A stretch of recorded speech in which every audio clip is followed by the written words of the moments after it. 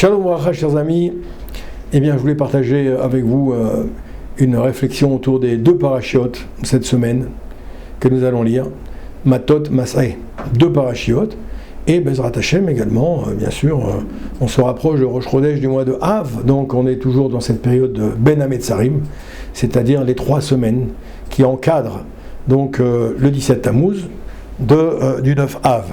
On est rentré depuis déjà quelques jours dans ces 3 semaines, et donc on va essayer de faire un lien entre ces deux parachiotes et les périodes particulières dans lesquelles nous sommes. Alors, bien sûr, je dédie ce shiur à tous les malades du clan Israël, particulièrement mon ami Nissim Ben Hana, également mon autre ami Yosef, également, Baruch Hashem, et tous les malades du clan Israël, et bien sûr, les Ilul Nishmat, toutes les personnes qui nous ont quittés, notamment notre ami le Rav, Ron Shaya, et Baruch Hashem, tous les autres Bnei Israël qui ont quitté ce monde. Les deux parachiotes Matot et Mas'eh clôture le livre de Bamidbar. Cette semaine, nous avons terminé ce livre-là et entamé la semaine d'après un nouveau livre, qui est le dernier livre de la Torah, le livre de Devarim, le 5e livre de la Torah. C'est pas un simple récit historique.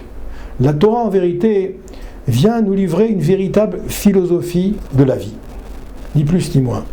Au début de Mas'eh, la deuxième paracha que nous allons lire, la Torah elle énumère les 42 étapes parcourues par les Bnei Israël dans le désert, comme vous le savez. Pendant ces 40 années de pérégrination, ils ont fait 42 étapes. Et c'est marqué les Mas'eh Bnei Israël. Voici les étapes des Bnei Israël. Une question célèbre est posée par Rashi.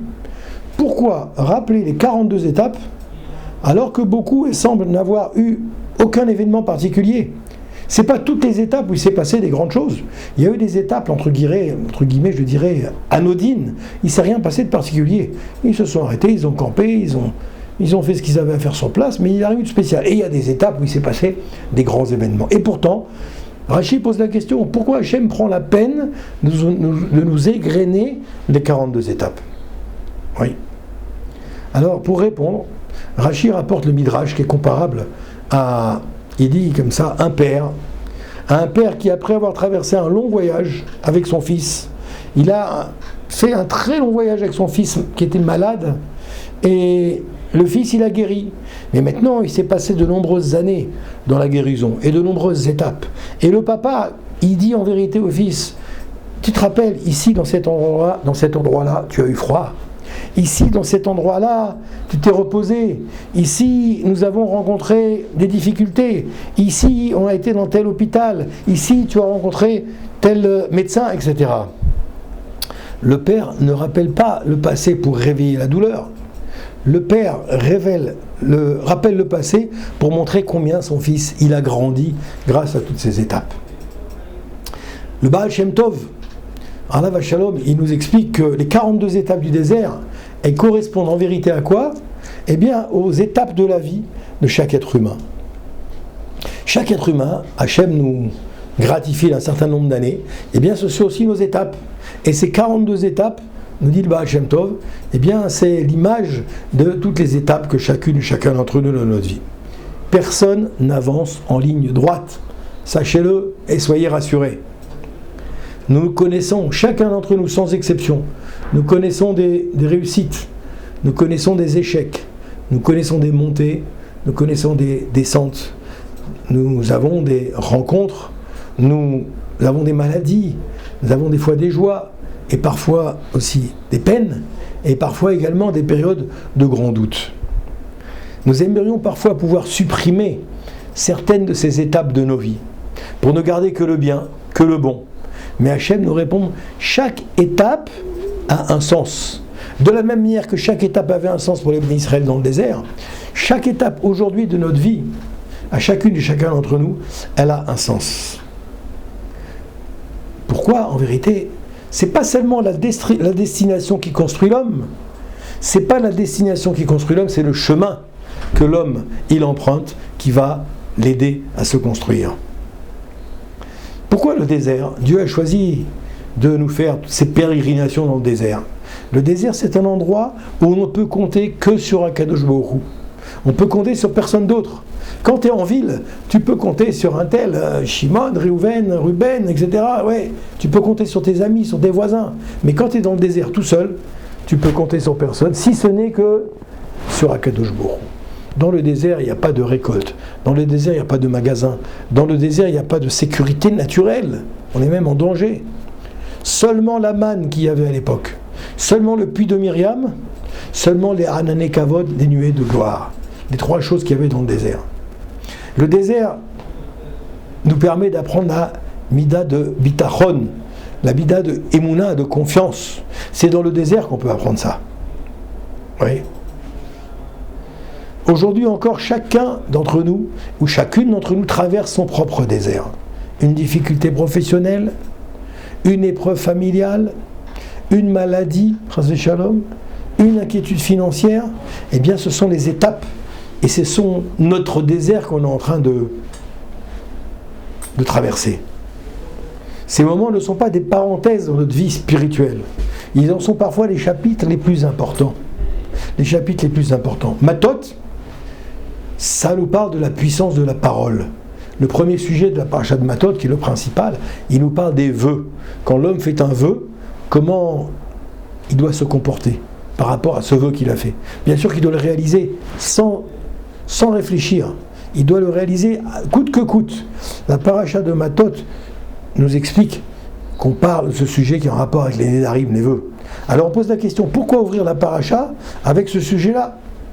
Pourquoi commencer la paracha de Matot avec le sujet des vœux ? Que de nous répondre nos sages, en vérité, mes chers amis, que tout commence par la parole. Tout commence par la parole, dans la vie. Le Rav Salanter, il disait comme ça, je relis, les mots ne sortent jamais seuls. Ils emportent toujours un morceau de cœur. Les mots emportent un morceau de cœur. C'est-à-dire ce que tu dis, ne dis pas non, c'est rien, non, je ne pensais pas, non. Ce que tu dis, c'est très important. Parce que ça permet de sortir de ton cœur des choses capitales pour toi. Une parole, elle peut construire. Une parole, elle peut construire un enfant. Une parole, elle peut sauver un couple, vous savez. Une parole, elle peut permettre de faire des choses absolument extraordinaires. Réconcilier deux amis, par exemple. Mais au contraire, une parole, elle peut aussi détruire, vous le savez. Une parole, elle peut détruire. Une parole, elle peut abîmer. Pourquoi ? À cause de ce qu'on appelle la haine gratuite. La haine gratuite me fait fermer tous les robinets de la protection qu'Hachem nous propose. Il y avait un homme qui a demandé à son maître un jour, comme ça, une histoire. Comment savoir si mes paroles sont bonnes ? C'est une bonne question ou pas ? Comment savoir si mes paroles sont bonnes ? Le maître lui a demandé de prendre un oreiller. Écoutez cette histoire, un oreiller, un bel oreiller, qui est rempli de plumes, et d'aller avec le rave. Alors il est parti bras dessus avec son rave, l'oreiller rempli de plumes comme ça. Et qu'est-ce qui se passe ? Arrivé sur une colline comme ça, le maître il lui donne là-bas, le maître là-bas il lui dit, maintenant tu sais ce que tu vas faire sur la colline, tu vas ouvrir ton oreiller un jour où il y a du vent. Alors qu'est-ce qui se passe ? L'élève il s'exécute, ce que disait son rave, c'était bien sûr très important. Alors il s'exécute.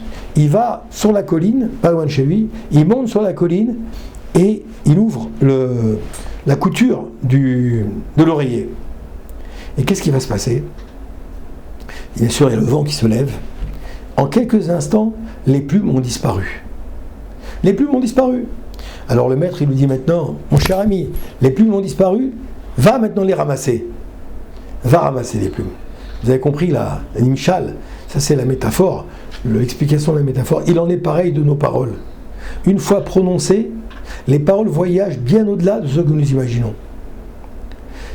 Matot Massé, c'est presque toujours lu pendant les 3 semaines. 3 semaines dans lesquelles nous sommes déjà bien engagés. Oui. C'est pas un hasard. Le temple, il a été détruit par des hommes qui avaient oublié quoi ? Le poids de leurs paroles, la valeur de l'unité, la sainteté du chemin. Eh bien, c'est dans ces gens-là, ils ont oublié. Alors, la conclusion de notre réflexion autour des deux parachiotes de Matot et Massé, et à la fois de la période dans laquelle nous sommes actuellement. ne choisis pas seulement où tu veux arriver dans la vie, mais choisis aussi la manière dont tu marches et la façon dont tu parles. C'est très important. On ne peut pas changer notre passé. Ce qui est fait est fait. Vous êtes d'accord avec moi? Par contre, on ne choisit pas toujours les étapes de la vie que la vie nous impose. Ça, c'est sûr. En revanche, ce qu'on peut choisir chaque jour, c'est notre regard sur les événements. Ça, tu le choisis. Chaque jour, tu peux choisir de mettre ta confiance sur Akadosh Baruch Hu. Ça aussi, c'est toi qui le choisis. Chaque jour, tu peux améliorer ta manière de parler aux autres. Ta manière de parler à ta femme, à tes enfants, à tes relations professionnelles.